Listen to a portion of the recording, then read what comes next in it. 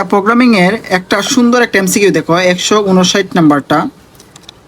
এখানে কি বলছে তোমার, বলছে যে ফর দিয়ে বলছে এক্স সমান 5, তার মানে আমাদের প্রথম সংখ্যা কত ধরতে হবে, 5 ধরতে হবে।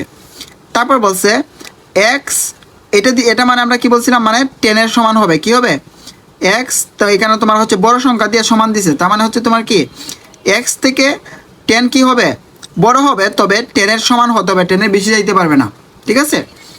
আবার বলছে x plus plus, x plus plus মানে কি আমাদের মানটা কত করে বাড়বে, 1 করে বাড়বে, তবে 10-এর বেশি হতে পারবে না।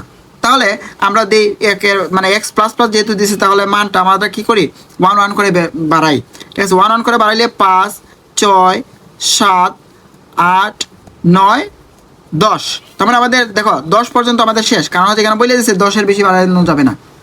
ওকে, তাহলে আমরা 10 পর্যন্ত বাড়াইলাম। আমাদের প্রশ্নটা বলছে কি প্রোগ্রামটির আউটপুট কোনটি বের করো, আউটপুট কোনটি বের করো।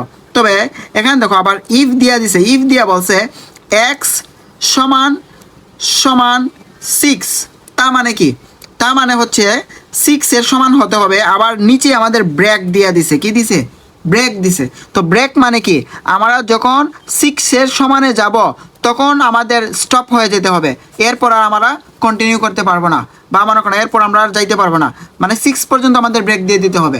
তো বলছে প্রোগ্রামটির আউটপুট কোনটি, আমরা তো এখানে পর্যন্ত 10 পর্যন্ত কি বের করছি না।